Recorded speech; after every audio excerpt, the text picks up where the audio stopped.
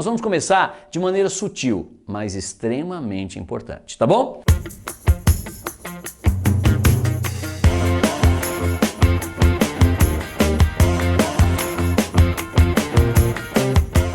Lá vai. Digamos que eu te dei essa questão assim, ó, questão do dia a dia, você vai ver que é totalmente dia a dia. Diz assim, ó, um carro encontra-se numa rodovia a uma velocidade constante de 80 km por hora, ou seja, a cada 1 hora ele anda 80 km, a cada 1 hora ele anda 80 km.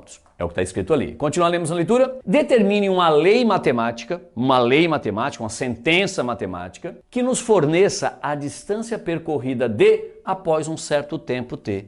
A distância percorrida após um tempo. Você concorda que a distância percorrida por esse carro depende do tempo que passou? E se a distância depende do tempo, a distância está em função do tempo. E aí eu tenho uma questão de função.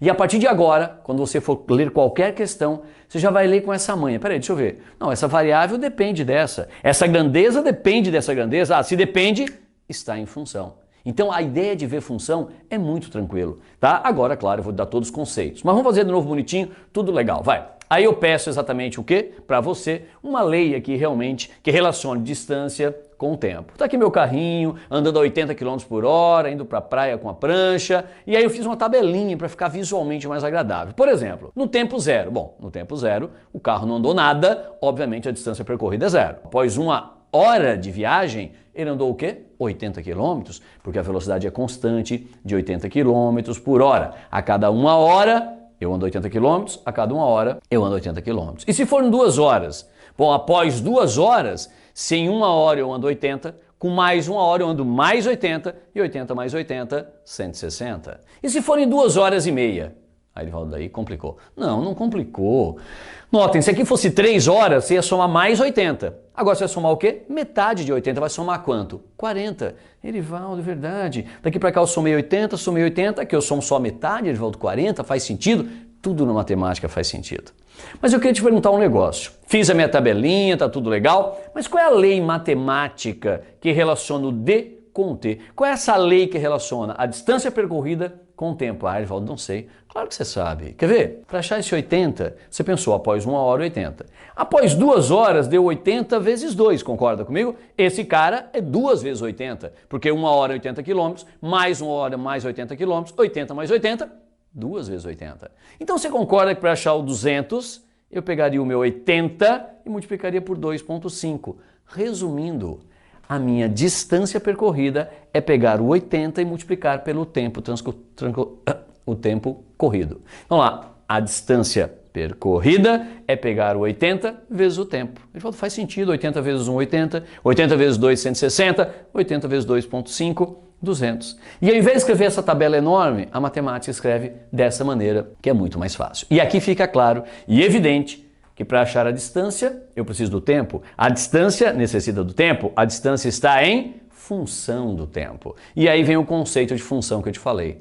Pô, Erivaldo, é só isso? É só isso. Claro, daqui a pouco eu vou adentrar em domínio, imagem, todos os nomes que você tem que conhecer de função, para as provas mais técnicas, mas o conceito é esse. Outra coisa importante na matemática.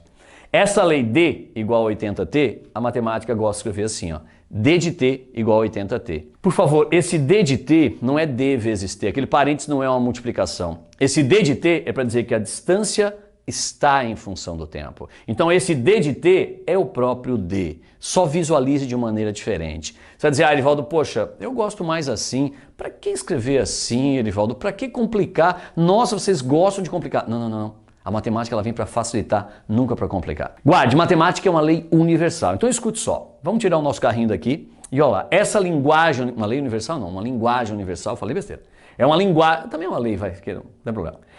Tá aqui a nossa linguagem universal. Esse D de t igual a 80t que eu tenho aqui, presta bem atenção.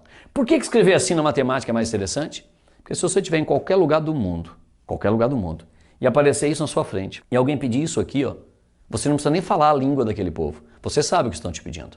Porque se D de t é 80 vezes t, D de 2 é o quê? 80 vezes 2. O t vai ser trocado por 2. O t vai ser trocado por 2. E vai ficar aqui D de t, desculpem, D de 2 é exatamente quanto? 160.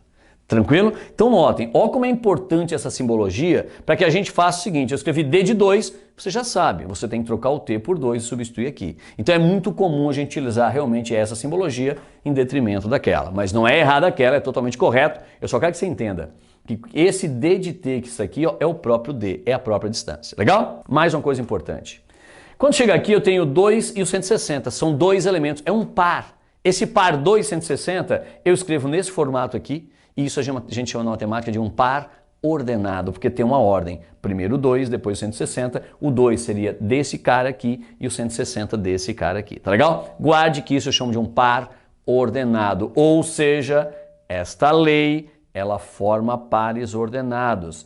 Esta lei forma pares ordenados, por isso que a matemática chama esta lei de uma lei de formação.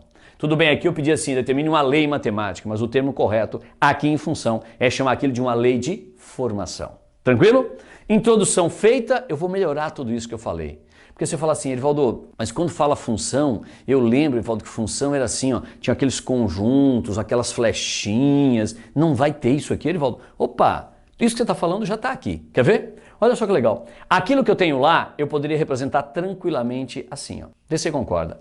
Um conjunto para os valores assumidos pelo tempo e um conjunto dos valores assumidos pelas distâncias percorridas. E aí o que acontece? O que acontece? Lá no tempo 0, qual é a distância percorrida? 0. No tempo 1, qual é a distância percorrida? 80. Você vai observar que é a mesma tabela, escrito de uma maneira diferente. No tempo 2, 160. No tempo 3, se tivesse, daria 240, mas eu botei 2.5, deu 200, está aqui. E isso continuaria infinitamente. Eu posso pegar infinitos valores de tempo e eu vou ter infinitas distâncias percorridas. Posso pegar 2,5, 2,1, 2,03, posso pegar o que eu quiser ali, qualquer número real aqui que seja zero ou positivo. Legal? Muito bem, chegamos a isso e notem, aquilo lá já está ficando com cara de função do jeito que você aprendeu. Ele fala, pô, então função realmente é uma relação entre dois conjuntos, é uma relação entre duas variáveis, ligados por uma lei de formação. Opa, você está começando a pegar legal, hein? Função é a relação entre dois conjuntos, entre duas variáveis, e esses dois conjuntos, essas duas variáveis, são ligados por uma lei de formação que vai formar pares ordenados.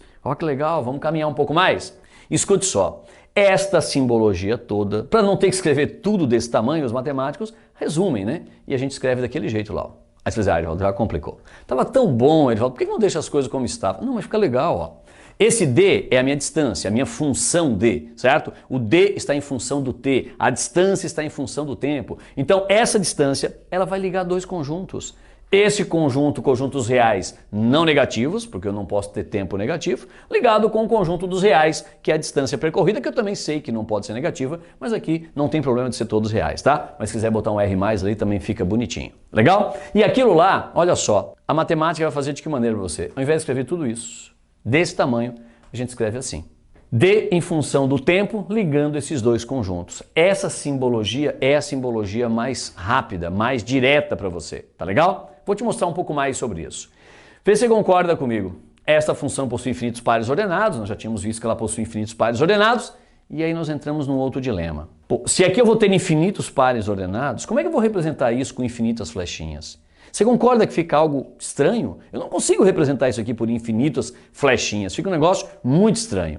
Aí a matemática teve uma bela ideia, né? Ela resolveu representar aquilo através de um negócio chamado plano cartesiano. Não foi a matemática, foi um cara, um matemático, um filósofo chamado René Descartes. E Descartes fez o quê? Ele simplesmente criou o plano cartesiano, uma das maiores invenções da humanidade. Você pode até achar que não, mas é, historicamente é, tá? Pode acreditar. Agora, como é que eu represento aquilo no famoso plano cartesiano? Olha que legal. Tá vendo aquele conjunto lá? Ó? É um conjunto dos valores do tempo. Só porque são infinitos os valores de tempo. Então o que eu fiz? Descartes pegou todos aqueles números e representou numa reta. Olha lá, uma reta. Está aqui a reta dos valores do tempo. Por quê? Porque o tempo eu estou representando numa reta porque essa reta tem infinitos pontos. E cada ponto vai representar um número. Pô, ele falou, claro, uma reta tem infinitos pontos. O tempo assume infinitos valores. Faz sentido? Claro que faz sentido. E a distância? A distância também. A distância percorrida assume infinitos valores, consequentemente eu precisaria de um outro eixo desse, mas eu não vou botar aqui em cima. E aí Descartes fez os dois eixos perpendiculares, formando 90 graus. Então entenda que essa simbologia é aquilo, só escrito de uma maneira diferente. Aí você está pensando, tá, Erivaldo, quero saber Como é que eu represento aqueles pares aqui agora? Fácil. Primeiro, esse aqui é um eixo numerado, mas bem aqui na intersecção dos dois eixos é o zero. Então, esse é o zero, para cá tem número positivo, para lá tem número negativo. Esse é o zero, para cá número positivo, para baixo número negativo. Ele fala fácil. Então, aquele par ordenado, por exemplo, 0, 0, é quando o tempo for zero, a distância for zero, obviamente vai dar esse ponto aqui, ó, que é o ponto 0, 0. Edivaldo, faz sentido. Claro. Vamos ver se você grava agora esse. E o ponto 1,80? 1 é o tempo, eu vou marcar no eixo do tempo o número 1. Se ali é 0, puxei uma unidade para aqui e marquei o número 1. Agora vou marcar o 80 lá na distância. Nesse eixo eu vou marcar o 80, suponhamos que seja ali, claro que não está em escala, obviamente, tá? É claro que assim, a gente pode fazer uma escala nesse eixo e outra escala nesse eixo, tá? Não é errado fazer isso. Edivaldo, agora liga o 1 com 80 com a flechinha. Podia ser, mas Descartes não fez assim. Edivaldo, o que ele fez então? Não fez uma flechinha? Não. Presta atenção nisso aqui, tá? Em cima do número 1 você traça uma linha pontilhada. Em cima do 80 passa uma também. Então em cima do 1 passa uma paralela ao eixo D. Em cima do 80, uma paralela ao eixo T. E elas vão se encontrar. A hora que eu traçar essa paralela e essa paralela, elas vão se encontrar num ponto. E este ponto está dizendo o quê? Edivaldo, o ponto não diz. Sim, senhor. Vá se acostumando que os pontos falam. Esse ponto está dizendo que no tempo 1, a distância percorrida foi 80. No tempo 1, distância percorrida 80. Mais umzinho, vai. Quem seria o ponto 2, 160? Bom, 2 é tempo, vou marcar o 2. 160 é distância percorrida. Liga com a flecha? Não. Passa uma linha em cima do 2, passa uma linha em cima do 160, sempre paralela ao outro eixo, e eles vão se encontrar num ponto. Aqui e aqui se encontraram nesse ponto. E o que esse ponto te diz? O que ele está falando para você? Que após 2 horas, a distância percorrida foi 160. Notem que é muito legal de representar aquilo lá, aqui. Faz muito mais sentido. É muito mais rápido de ver a visualização. Vou pegar o último ponto, 2,5 e 200, você já entendeu? 2,5 aqui no tempo, 200 na distância, linha aqui, linha ali, elas vão se encontrar, vai dar um ponto. Edivaldo, você marcou 1, 2, 3, 4 pontos, Edivaldo. Ele falou, mas tem infinitos, você me disse. E esses infinitos pontos, se você continuar marcando, se você não tiver preguiça, eu vou continuar marcando infinitos pontos, eles vão se acumular até formarem uma reta. No meu caso, uma semi-reta, porque eu não posso ter nem distância negativa e nem tempo negativo nesse caso. Então notem, ó, essa linha de pontos, eu queria que você tivesse essa ciência, essa linha de pontos, essa linha de pares ordenados está relacionando tempo com distância percorrida. Tempo com distância percorrida. Por exemplo, esse ponto está dizendo que após esse tempo, a distância percorrida foi aquela. E esta linha, ela é dada por esta lei de formação. Olha que legal, né? Uma questão algébrica, uma parte da álgebra, uma equação que agora tem uma representação geométrica. Foi o que Descartes fez. Juntou álgebra com geometria. Uma baita de uma invenção para matemática. Legal? Tranquilo? Ótimo. Feito isto, a gente pode finalizar esse primeiro bloco falando assim, que função é uma relação entre duas grandezas, que função é uma relação entre duas variáveis, que função é uma relação entre dois conjuntos, tudo isso nós podemos falar. E uma coisa que ninguém fala, que função, no fundo, é um conjunto de pares ordenados. Edivaldo, opa, guarde isso. Função nada mais é do que um conjunto, e eu quero que você visualize isso agora. Ideia de função, você vai ver dois conjuntos ligados por uma lei de formação. Um conjunto, essa variável depende dessa, e para ligar os dois tem uma lei de formação que vai formar pares ordenados. E esses pares ordenados são marcados no plano cartesiano, viram pontos, e cada ponto está dizendo exatamente o quê? Exatamente o que cada par fala, que é exatamente esta variável está ligada com esta variável. Esse é o conceito base de função para nós começarmos a próxima etapa. Tranquilo?